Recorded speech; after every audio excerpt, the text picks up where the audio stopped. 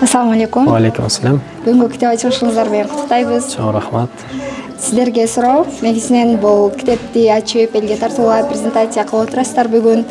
Китеп кандай максатта чыкты, мунун өзгөчөлүктөрү эмне, сиз күткөн нерсени берип жатабы? Китептин ачылышы боюнча суроо талап аябай көп болду. Биринчиден, китептин ачылышы болобу азыр Бишкекте бүгүн өткөрүп жатсак, Оштогулар аябай суранып атышат да, Ошко да келиңиздер деп. Анан Оштон да келген окурмандар бар. Бүгүн буюрса кечеге келет. Анан буга чейин бир жума мурда окурмандар келеби деген кыжалатта болсом, андан кийин келе турган конокторду уккандан кийин ого бетер кыжалат болдум. Бүгүн келген конокторду көрүп, зал толуп батпай калганын көрүп, бул өзүнчө мен үчүн бир толкуналган кече болуп атат да. Сүрдөп турам чындыгында. Китептин жазылышы тарыхы боюнча китеп Instagram баракчанын негизинде жазылган. 2017-жылы баштагам, анан Instagram баракча алып баштагам. Көп баракча алып баргам. Ушул дил сөзү, дилимдеги деген баракча өзгөчө бир окурмандардын купулуна толгон экен. Баракчаны сатсам, кайра эле жаңы ачканда чогулуп калатты да. Сатам, кайра чогулуп калат, сатам, кайра чогулуп калат. Анан бул 4-чү азыркы учурдагы баракчасы 4-чү жолу ачылган баракча.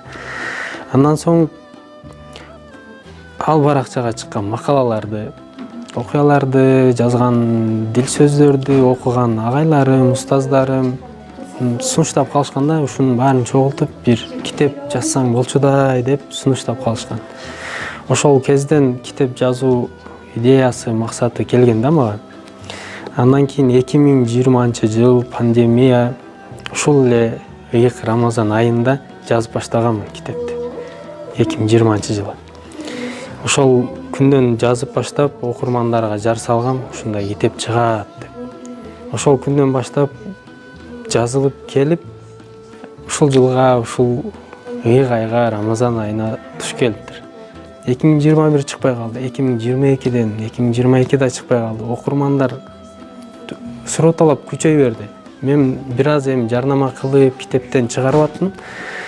2023 сентябрь чыгарабыз дедим. Сентябрь точно дегенде Баткен окуясы болуп кетти. Анан сентябрь, октябрь калды да. Калып ушул Рамазан айына 2024-кө туш келип чыгып олдурат.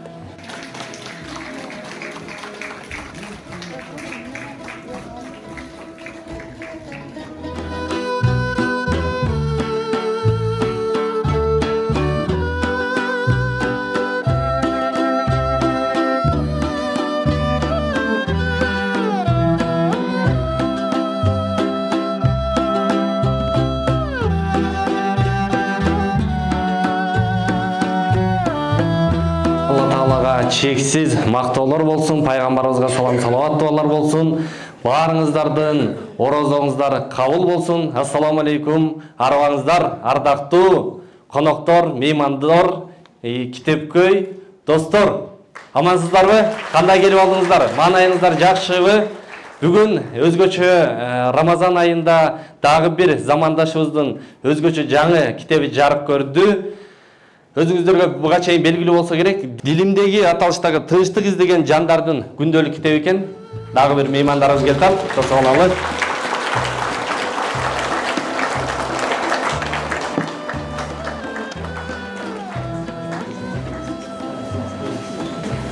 Ушунчалык окурмандардын көп экени, күйөрмандардын көп экендиги баарыбызды сүйүндүрөт.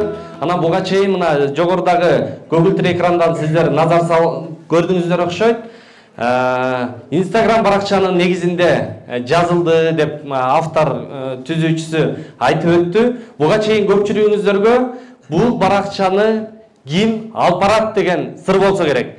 Китеп дүйнөсү абдан бай, кыргыз китеп дүкөндөрүндө, кыргыз окурмандардын китеп текчелеринде дүйнөлүк жашоого машыктыруучу, ошондой эле шыктен берүүчү китептерди кезиктирүүгө болот. Бирок бул жердеги өзгөчө айырмачылык кыргыз кыртышынан өнүп чыккан дилимдеги китеби болуп атат. авторга бир өзгөчө дүркүрөтө кол чабыңыздар дагы.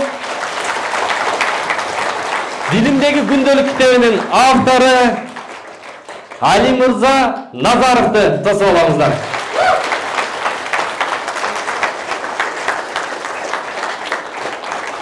Болчу катыраак эле чаап коюңуздар, чоң эмгек кылса. Ай рахмат. Барыңыздар. Мынакей Али Мырза деген ушул болот туугандар.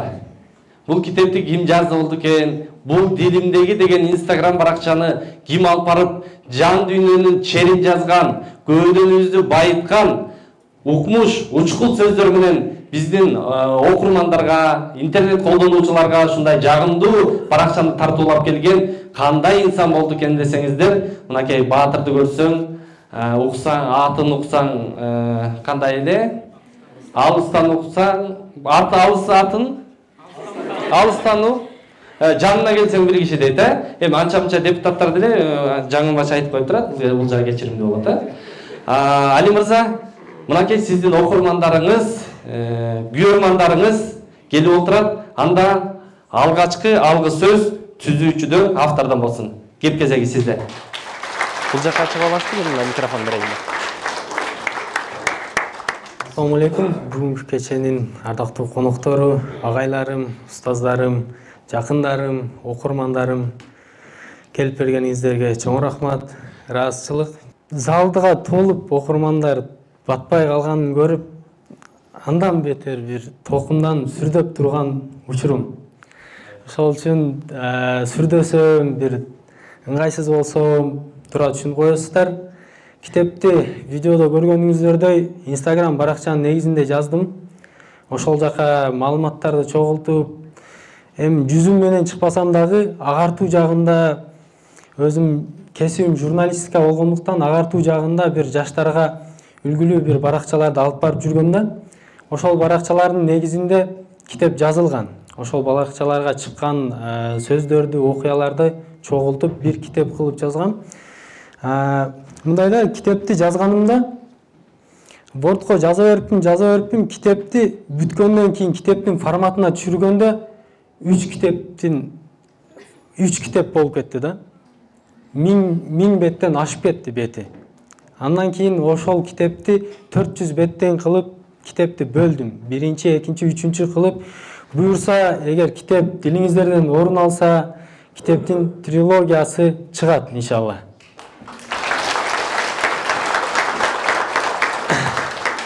Негизи бул кечеге мен агайларымды, байкелеримди чакырдым. Ошол мен бул жаатта алсызмын, бир өзүмдү чын автор катары элестетпейм да, себеби китепте жазганмын, жазуучу, түзүүчү деп жазгам да, автор деп жазган эмесмин. Себеби мен бул жерге уккандарымды, ошол окуялардан алган сабактарымды, мага таасирин берген макалаларды, сөздөрдү чогултканмын. Ошол үчүн автор деп өзүмдү эсептебеймин, анан калемимди ушул сиздерге калтырдым. Кандай баалайсыздар, каталары болсо, каталары менен кошо кабыл алыңыздар. Биз бул жаатта эми эле кадам таштадык. Деги эле мага же китепке кайрылып калбастан, ушунча окурмандарым келгенден кийин бир Дилмаек кечеси болсун деп, кечебиздин аталышын Дилмаек деп койдук.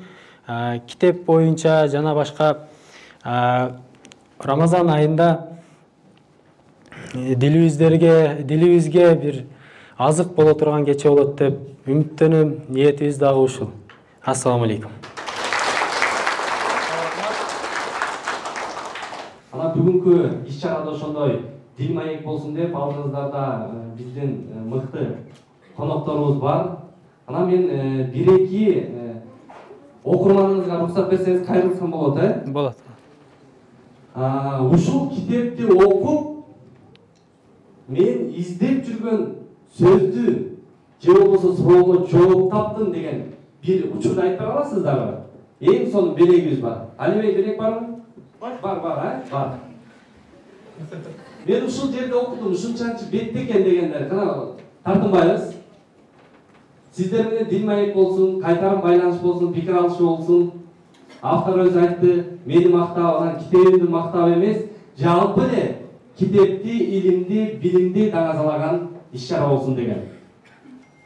Барбы пикириңиздер?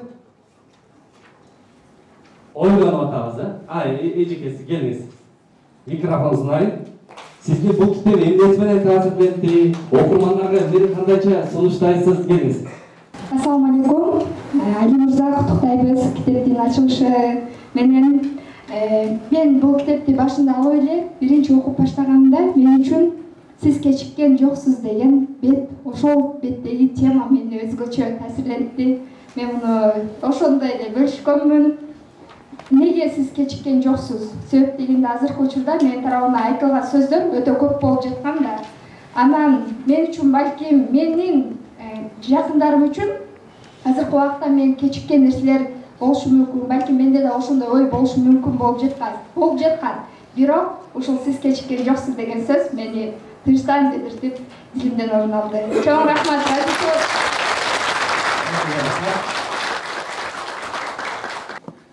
Кабыл алып коюңуз.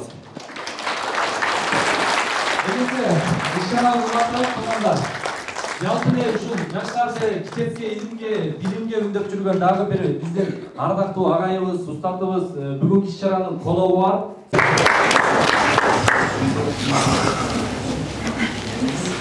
Чоң рахмат. Ассаламу алейкум. Амансыздарбы, урматтуу китеп сүйөрмандары, китеп күйөрмандары. Бүгүн Али мырза бир тууганыбыздын Дилимдеги деген сонун бир тырнак алды китебинин бет ачарына келген жалпы күйөрмандар. Барыңыздар менен жүз көрүшүп, дидарлашып турганыбызга абдан кубанычтабыз. Алгач Али мырза тууганыбызды ушул китебиңиздин чыгышы менен, тушооңуздун кесилиши менен чын дилимден куттуктайм. Өзүңүз айткандай, китепти жазуу биринчи маселе, андан кийин типографияга алып барып басуу экинчи маселе, анан эл журтка таратып сатуу бул үчүнчү маселе. Чындыгында ушул бардык жүктү жалгыз азыр Кыргызстанда ушундай автордун мойнуна жүктөлгөн нерсе, бирок дүйнөдө болсо авторлор ушундай бир деңгээлге жеткен, көпчүлүк өлкөлөрдө авторлор өздөрү жазып кое берет, анан көптөгөн басмаканалар баягы автор менен келишим түзүшөт дагы ошол китепти мындайча айтканда укугун теңге кылып бөлүшүп сүйлөшүүлөр менен келишим түзүп анан өздөрү басып, өздөрү сатышат. Кудай буйруса биз дагы ошол замандарга, ошол күндөргө жаратканым жеткирерине аз гана убакыттар калды го дейм. Себеби азыр бизде китеп басма үйлөрү, типографиялар, басмаканалар аябай байма-бай көбөйүп турган чагы. Али мырза Назаровдун китеби колума бир жума болду тигениме. Алишер мырза, сизге ыраазычылык билдиребиз. Чет өлкөдө жүрүп, өзүмдүн китебимдин бет ачарлары менен жүрүп, толук окуганга жетишпей калдым. Бирок биз университетте окуп жүргөндө кыргыз тил адабияты кафедрасында филология факультетинде окудум эле, Кыргыз улуттук университетинде. Анан бүт бардык акын жазуучулар ошол учурда баягы бизге келип бет ачарларын кылчу эле да, кандай китеп чыкпасын ошол биздин филология факультетинен башталчу. Анан бизди алып барып кыйнап эле отургуза беришчү да. Ушунчалык чарчап калып, анан мен мурда ойлочу элем, кийин ушундай китептердин бет ачарлары болсо мен сүйлөбөйм деп ойлочумун да. Анан бирок жаш курак деген кайра өзүңдүн басып өткөн жолуң ушуга алып келет экен, сүйлөй турган учур келет экен. Анан дагы бир агайларыбыз айтып калчу эле, бирөө чыгып алып деп, ким экенин айтпай эле коеюн. Анан китепти окуп алсам дагы оюмду айтып коеюн деген адамдар чыкты эле деп, жанын сыңарындай мен китепти окуганга аракет кылдым. 100дөн ашык бетин окудум. Китеп окуганга табитке аябай ылайыктуу экен. Негизи азыр Голливуд мисалы үчүн кандай кинолор тартып атсак, алар гамбургер деген стилде кинолор тартышат да. Аларындай бат-баттан бир көрүлөт, бирок эсиңде калбайт. Дүйнөлүк бестселлерлер кандай китептери жазылып атат дегенде, алар дагы бир окулат, бирок ал китептерде оңой менен эсиңде калбайт да. Алардын эмне максаттандай болуп атат дегенде, алар өтүмүнө көбүрөөк сатылышына басым жасашат. Бирок алар окурмандарды кантип кармап калат дегенде, ошол жери мага аябай жакты. Изилдеп көрсөк, биринчи бетин ачканда эле ошол дүйнөлүк китептерди азыр кайсыл китепти болбойн эстеп көрсөңөр деле өзүңөр акыркы окуган китепти биринчи беттен экинчи бетке чейин ал сени кармап калат да. Бул Инстаграмдагы өзү айтып атпайбы, Инстаграмда бир 15-20 секундда адамды кармап калса кармап калат экен, кармабаса болду адам өткөрөр экен да. Китептер деле ошол сыяктуудай форматка туш болуптур. Биринчи, экинчи бетте окурманды кармап калсаң кармап калдың, кармай албасаң болду, ал китеп жабылат дагы. Адам башка ишине өтөрөт экен. Бул китеп дагы мени ошол форматта эң башында багыл жаш бала экен, кандай болду экен деген ойлор келди. Бирок кириш сөзүңүз, андан кийинки автордон кайрылуу, анан ошол башындагы 5 алгачкы бет мени мындай кармап калды, анан ошо менен өзүнүн дүйнөсүнө алып кирип кетти. Андыктан ушул Инстаграмдын дагы бир пайдасы карабайсыздарбы? Кандай сонун ушу канчандыр бир учурда башталган иштин жыйынтыгы азыр мындай дилимде деп китеп болуп, жыйнак болуп, топтом болуп чыгып турган чагы. Аталышы эле бир өзгөчө бир эмени маанине келтирип турат. Анан эми бул китепте баягы кээ бирки адамдар бар да, авторлор бар, айтор, аларга деле бир кыстырма сөз дагы айта кетелик иншалла. Хадистер менен, анан аяттар менен толтуруп койгон да, чындыгындачы. Анан бул жерде бул китептин ишин караган болсоң, хадис, аяттар аябай аз. Кээ бирки агайлар бар, кээ бирки күчтүү инсандар бар, ошол хадисти, ошол аятты, маанисин ошондой кылып туюнуктуу эле түшүндүрүп айтып коет да. Бирок бул жерде жашоодо болгон окуялар, хикаялар, айтор ушул сыяктуу бир сонун бир кооз сөздөр жазылган. Бул китеп негизгисинен келгенде, аябай мындай айтканда жаштардын тилине жазылган да. Ар бир жаштар ушул китепти алып туруп окуп эле, ошонун ичиндеги кандай суроолор болгон болсо, ошону мындай айтканда айтып атпайбы, бул күндөлүк депчи. Ошонун ичине эле жазып, ушундай кылып окуганга мындай бир шык бере турган бир негизде жагы түзүлүптүр да бул китепчи. Биздин коноктордун арасында Гапыр агай, сизге алып келген белегибиз бар эле, агай да кетип калбасын. Мүмкүн болсо ушул жерден алгач тапшырып алалычы деп өтүнүп атышат.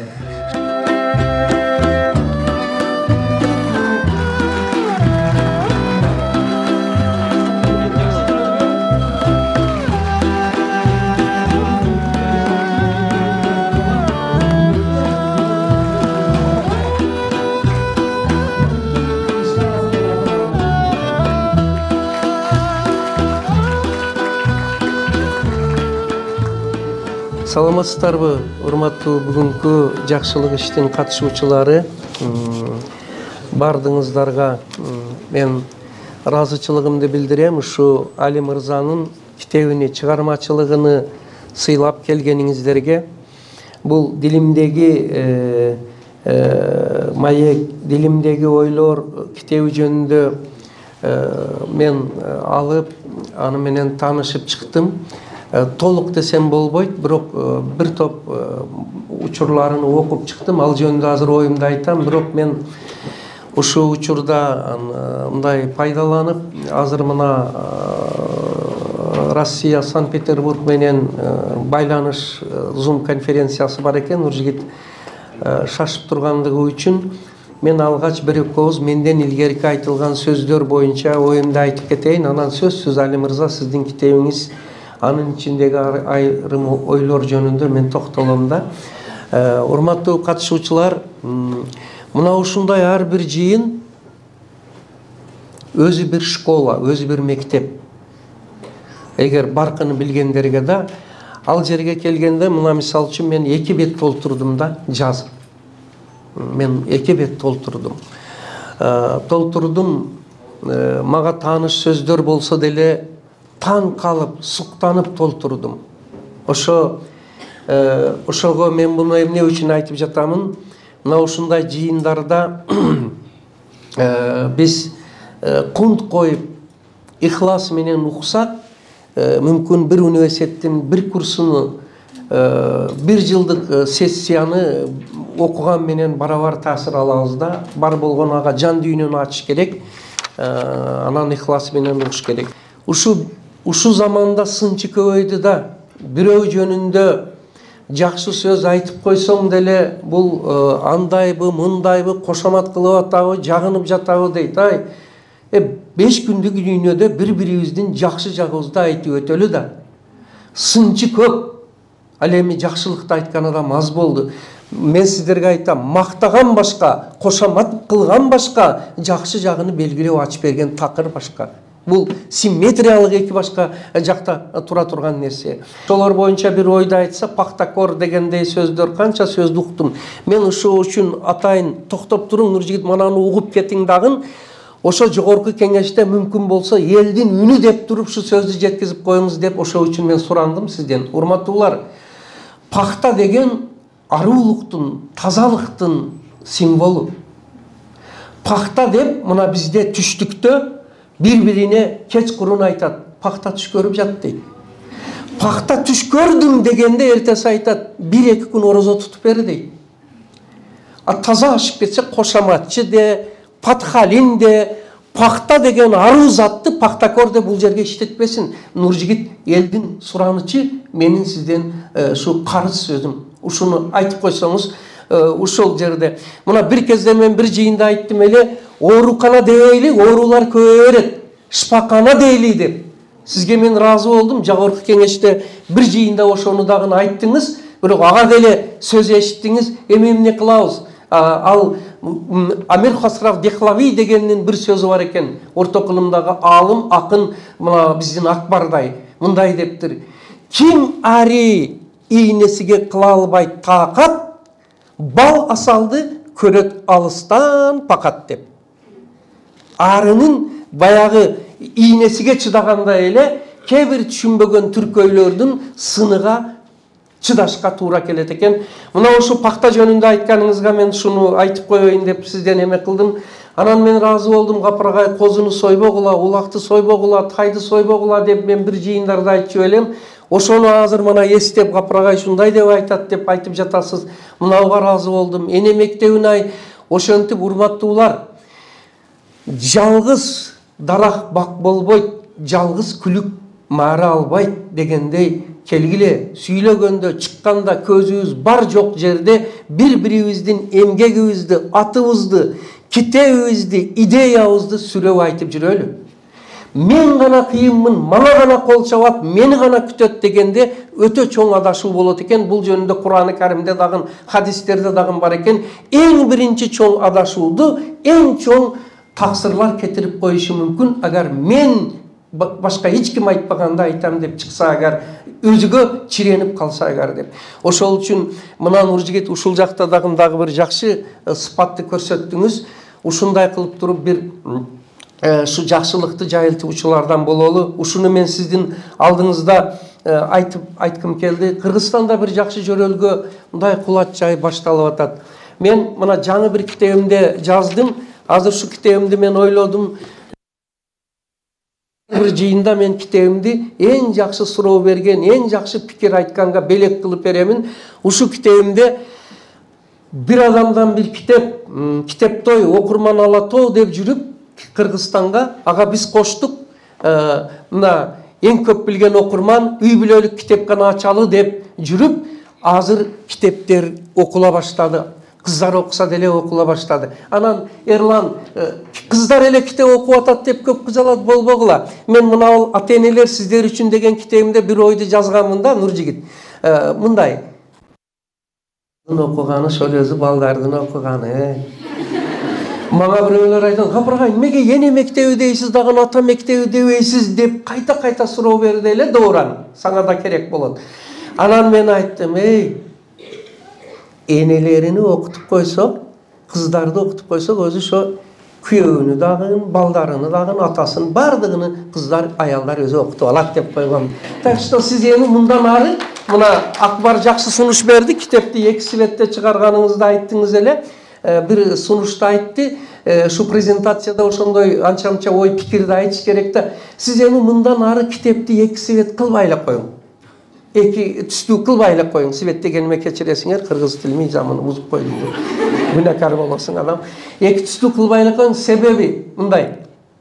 Сиз уже эксперимент кылып коюпсуз да, китепти ким окуйт, окубайт билинип калыптыр. Эми мындай деген сөз бар да, бирөөдүн айыбын ачпай эле кой деген. О балдарын китеп окуганын ачпай эле коюң дагы, бир түстө эле чыгара бериң. Ошондо баягы бардыгы кетип калат. Азыр айтканда кыздар эле алса балдарын аганы ошол каяка барат эди, ошо алат баары. Ошону айтмакчымын. Эми Нуржигит ушул ойлорумду айттым, эми сизге ак жол. китептин ачылышына кош келипсиздер. Мындай суроо берейин деген болчумун. Бул китептеги кайсы окуя же сөз сизге өзгөчө таасир калтырды? Негизи эле бул китеп боюнча маалымат бере турган болсом, бул китеп азыркы жаштар суусаган китеп экен. Эркектерге анан кыз балдарга арналган эки түстө арналып чыгыптыр бул китеп. Кыздарга ак түстөгүсү, эркектерге кара түстөгүсү. Мен бул китептен алган өзгөчө таасирдүү сөздөрдөн мындайча айтканда, азыркы жаштар, азыркы балдар бир кыз менен сүйлөшөт же бирөө менен сүйлөшөт, аны тыштап кеттим деп өзүнчө мактанып жүрөт да. Ал чындыгында андай эмес негизи. Сен тыштаган кыз бир күн болбосо бирөөнүн апасы болот, бирөөнүн кызы да.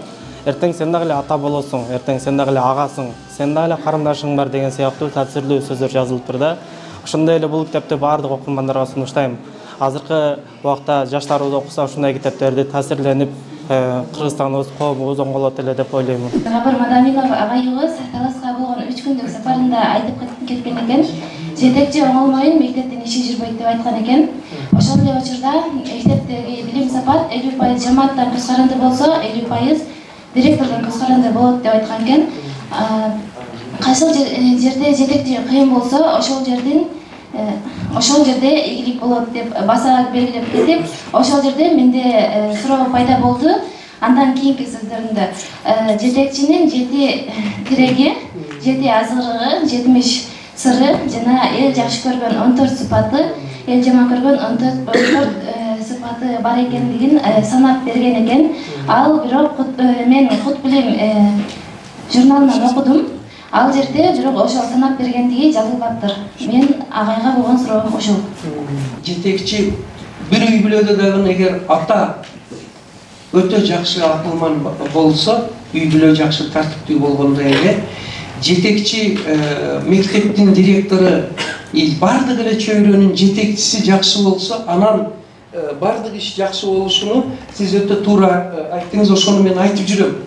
Мектептин директорлору туура болуш керек. Алар биринчиден өзүнүн кесипкөй, анан инсаптуу, жоопкерчиликтүү адам болуш керек. 5 күндүк кызматта отурганыга эле отуруп, анан элдин баласын убал кылбаш керек да. Жетекчи директор иштесе мугалимдер иштейт. Жетекчи сабак өтсө мугалимдер иштейт деген ойду айтканмын. Ошол жөнүндө эми жанагы сиз айткан жана жетекчиге жеке талап деген китебим, уну ошо алиги мындай күйгөнүмдөн эмес го, ичим аябай ачышкандан жаздым да. Бул ошо сиз айткан жалаң бардык деңгээлде айылдагы бала бакча айыл өкмөтүдөн баштап эң жогорку жетекчи депутат министрлерибизге чейин жетекчиликти түзөтүүнүн жолдору жөнүндө өзүмдүн анча ой пикиримди эле жаздым да. Бул жерде ошону кургак сөз болуп калбасын деп дүйнөлүк жетекчилик менен ат калдырган 7 адамды бердим. Башта дагы Мухаммад пайгамбарыбызды бердим. Пайгамбарыбыз ислам дининин гана жеткирүүчүсү эмес, бир өзүнчө бир мамлекеттин, коомдун дагы түзүүчү лидери катары ошо кишини да бердим. Эми бая айтканымдай бул жерде мен Конфуцийди бердим. 3 империя бар дүйнөлүк, азыр эмени аныктап турган бул Россия империясы, Улуу Пётрду бердим. Жорж Вашингтонду бердим. Андан Ататүрктү бердим бул жерде да. Мына ушул анан жетекчинин 7 азгырыгы дегенди бергеним, жетекчинин эң чоң катасы айланасыны кошоматчылар менен курчап алгандыгы. Сиздики гана тууру Лаппай шеф, кожайын, таксыр сиздики гана тууру дегеннен эси бар жетекчи болсо ары тур дейт. Мана кереги жок кошоматчылыктын дейт. Сын айткан адамга сыйлык берет. Акбар туура эле айтып отурбуз? Туура. Биз ушуга барышыбыз керек да. Мен ошолор жөнүндө бул жерде айтканмын. Анан эң акыркысы бул жерде жетекчиликтин 70 секретини бердим. Ошондо Кудай кааласа коом жакшы болот деп, анан дүйнөлүктү гана бериптир дебегиле деп, бул жерде Ысқақ Раззаковду бердим. Бул жерде Каныбек Исаков дегенди бердим. Ош университетини кайсы даражага алып чыгып койгон. Бул жерде мен мындай региондорду тең алайын деп Аскар Салимбековду бердим.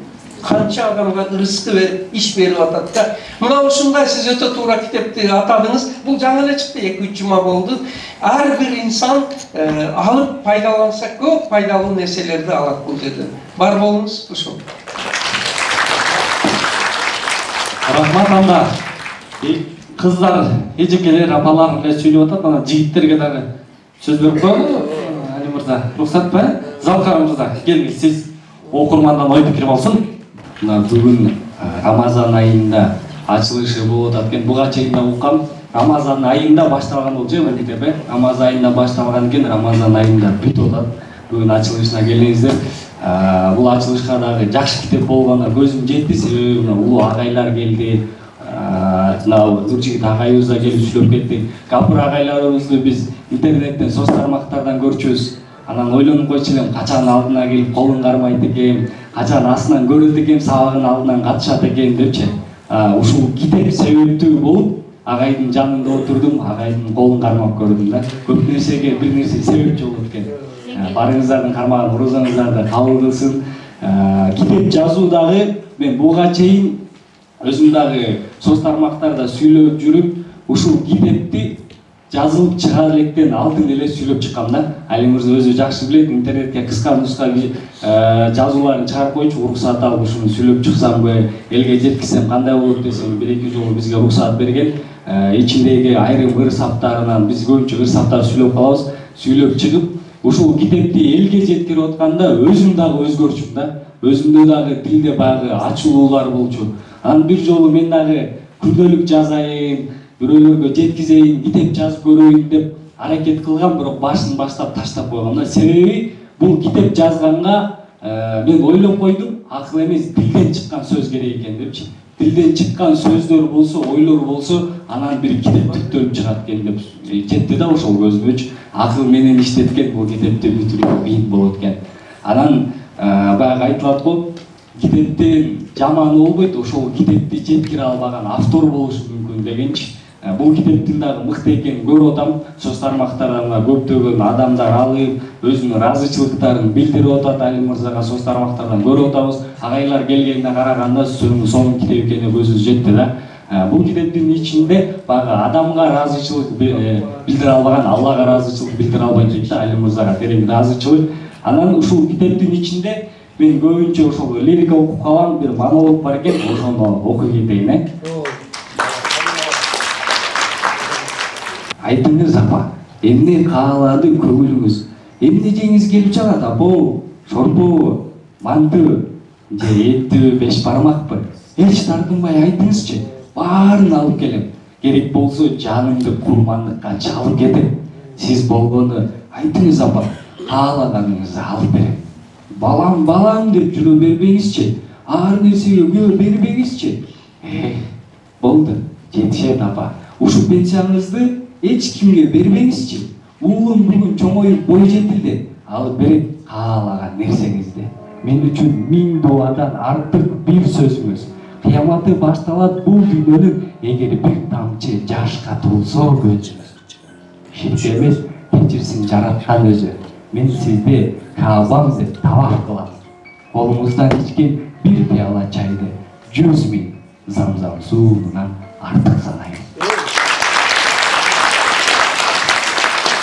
Рахмат, бар болуңуз. Ең сонун монолог болду.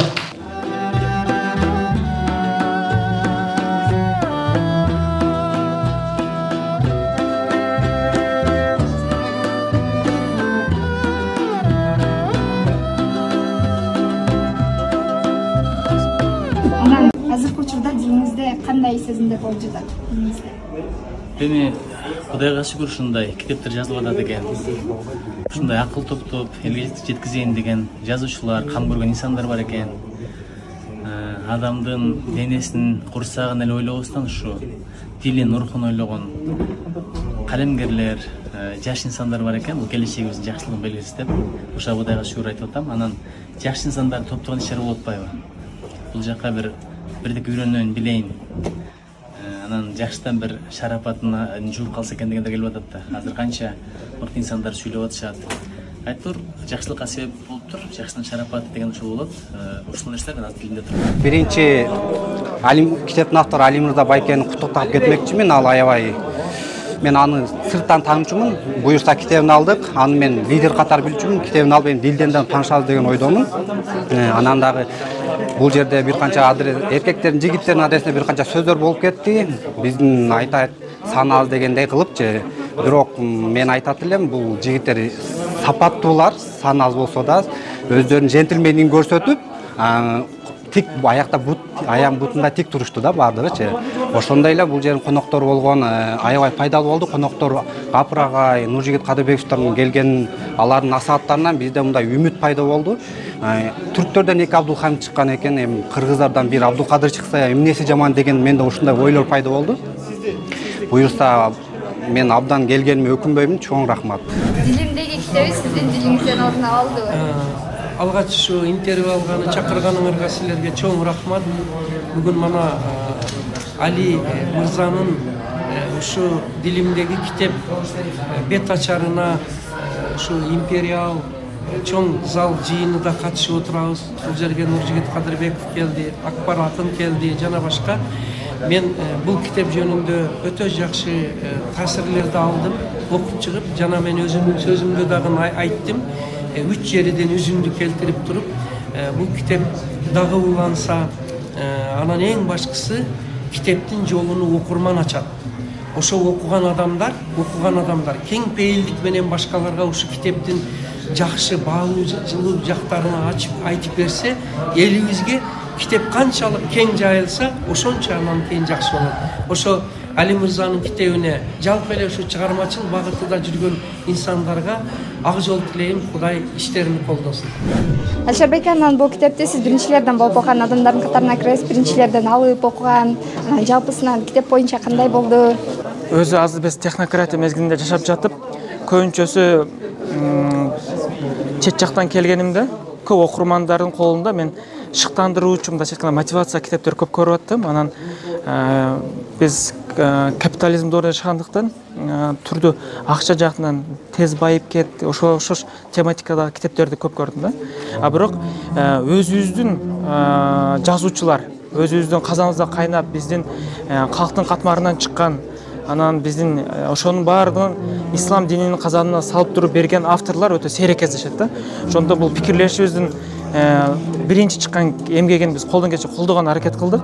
Ишинен бул кийинки басылып чыкканда мындан дагы көбүрөөк демөөрчүлүк жагынан, колдоо жагынан биз салым кошуп, билимди элибизге таңуулаганы жумшак күч менен колдон келишинче салым кошобуз да. Саламатсыздарбы? Бүгүнкү келген конокторго чоң ыраазычылыгымды билдирем. Мен Али мырзанын карындаш оолум. Бул китепти мен окуп чыга элекмин. Бизге эми тийди, чыгышы менен уже баардык элдерге тарап кетти. Биз Баткен, баардык Кыргызстан бүт баардык четтеринен заказдарды келип таратып жете албай калдык да. Эми буюрса өзүм эми мына окуп чыгам, буюрса келгениңиздерге чоң рахмат.